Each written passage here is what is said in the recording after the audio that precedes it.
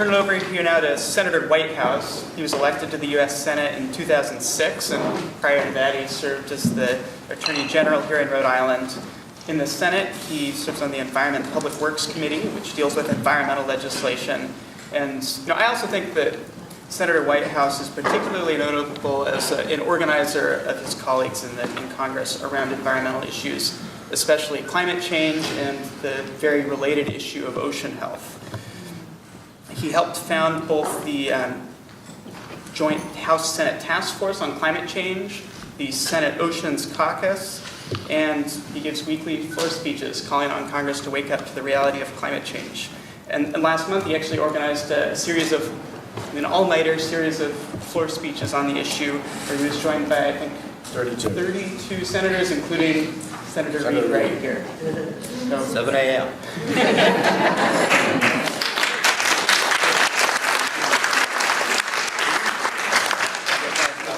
Sheldon was up all night. I wasn't up all night. He was up all night. I watched him. A few of us had to stay up all night and organize. No. Well, seniority has its perks. Not yet. Not yet.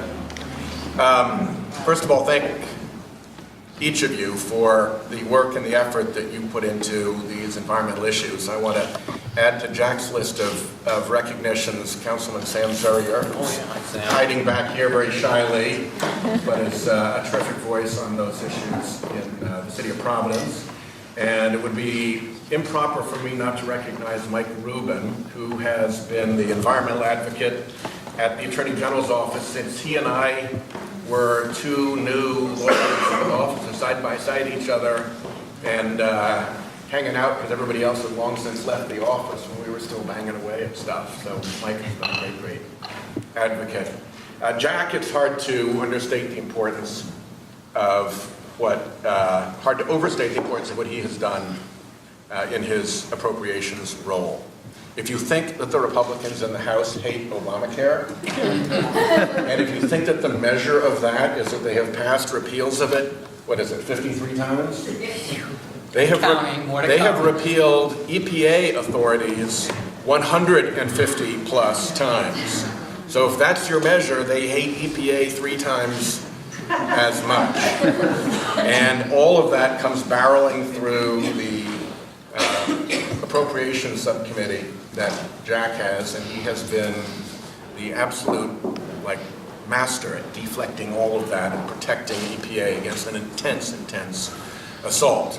And David, of course, was a very green mayor, and he was a very green congressman, but he works in what you might call a hostile work environment for us. So I feel fortunate to be part of this team, and of course Jim couldn't be here, but he is absolutely a terrific advocate for the environment and for wind energy and so forth. I want to say 2 things. One is that on climate change, we need to be optimistic, we need to be positive, and we need to win. And those are related, because there aren't a whole lot of people who go into a game and without the attitude that they're going to win, and then go ahead and do win. That winning attitude is important from the very beginning, and I think we have earned that winning attitude because I think we are close to a tipping point where action on climate change becomes inevitable. And it's within our power to move that tipping point closer. So my personal goal is a carbon fee, a revenue-neutral carbon fee in 2015. That's not that far away. How do we get there? One, we've got underway already, and that's that in June, something very big changes. Free carbon pollution ends for the biggest polluters. The Obama existing power plant rule is important not just because it's going to reduce emissions, but because it's going to change thinking. When you can pollute for free, and by the way, the 50 biggest power plants in this country, they produce more carbon than Korea. And Korea is pretty industrialized. They produce more carbon than Canada, just the top 50. So when suddenly their world turns over and they're looking at serious regulation, suddenly a carbon fee that everybody shares in, from which they might actually get some transition costs to move to a green energy electric delivery system, that could start to look pretty good. And I promise you that as soon as the polluter's point of view changes, the Republican point of view is going to change. Just the way the glove moves when the hand does. So that's a step that's underway already. The second thing is that you may note that in the Senate, we had probably 7 or 8 senators who were actively working on, campaigning on, and voting on climate legislation until January of 2010. Something happened in January of 2010 that put all of the Republicans who supported work on climate change back underground. Citizens united. And what my Republican colleagues will tell me is, Sheldon, you think you're mad at the Koch brothers? They've been spending more money against Republicans in primaries than they've been spending against Democrats. Now, that's not true any longer because they've amped up against Kay Hagan and others, but there was a time when the Koch brothers and their allies were running a coal-fired purge of the Republican Party, and anybody who wouldn't get on the program, they came after. So everybody went to ground. That's why we don't get Republican support right now, but that can be corrected. And League of Conservation Voters, NRDC Action Fund, Sierra Club's political operation, Tom Steyer's support, I think there'll be others coming in who are big, is going to neutralize it. Are we going to have as much money from the environmental side as the Koch brothers put in? No. But we have the truth advantage. It's more expensive, I believe, to sell a lie than to sell the truth. So, and all we have to do is bring that fight to even, because in the immediate aftermath of Citizens United, this was a rout. This was 90+% of the money on the polluter's side with no blowback. So that's going to correct itself in the 2014 elections. And if a strong signal is sent, and if there's some empty seats in Congress as a result of that, that's another little attitude changer. So be active in the 2014 elections around the country in making sure that this issue is prominent.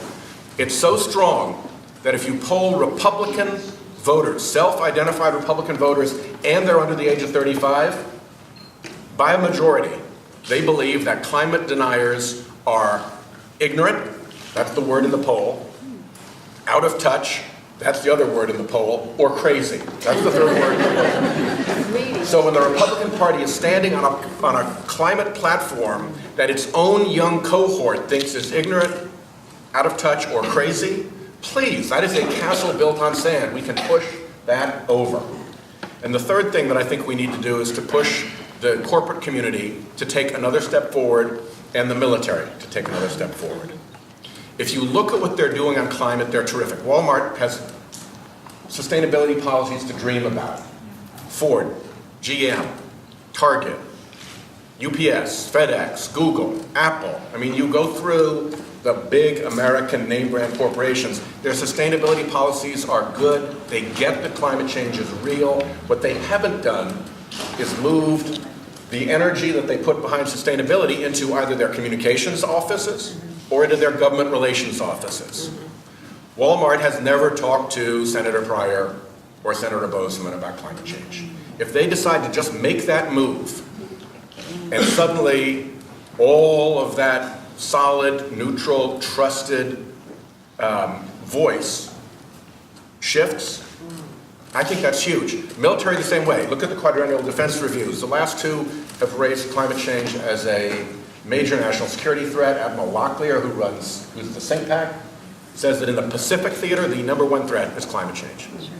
But the military has not done a good job of putting that out there.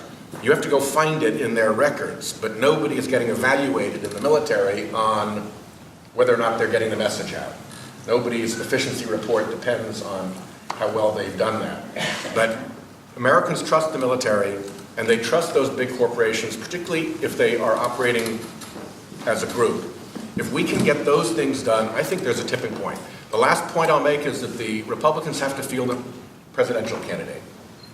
Look at where America is right now on climate. Imagine what 2 more years of evidence about climate change means. 2 more years of drought, wildfires, 100 and 500-year floods, sea level rise. In November of 2016, do you think there's any chance that America will elect a denier? I don't think there's any chance of it. No, yeah. And the smart money on the Republican side is going to start to realize that. And they will either throw away the 2016 election, or there will be a candidate to whom their policies have to shift. So all of that, I think, makes this possible. And a revenue-neutral carbon fee has the support of all the former Republican EPA administrators, Ronald Reagan's economist, George Shultz, the former Secretary of Treasury and State, former Congressman Bob Inglis, a whole array of, former Treasury Secretary Paulson, a whole array of Republicans who simply, governors, Republican mayors, the Republican mayor of Monroe County. I did that trip down the South Coast. I ended in Monroe County, Florida. The mayor of Monroe County is a woman, and she is a Republican, and climate change is at the heart of her plan. And she's planning for like 1 to 3 feet of sea level rise. Go to Key Largo and look around. When you're planning for 3 feet of sea level rise, you're planning for evacuation. It is game over down there if you do that. So there are huge forces within the Republican Party that are ready to do this once the lock that Citizens United gave the polluting interests on Congress is broken. So a task to break that lock and to do it within the next year or so, I think, is an achievable task with the kind of public support that we have. So let's be positive. I'm trying to make that happen in every way that I can. And let's win this thing.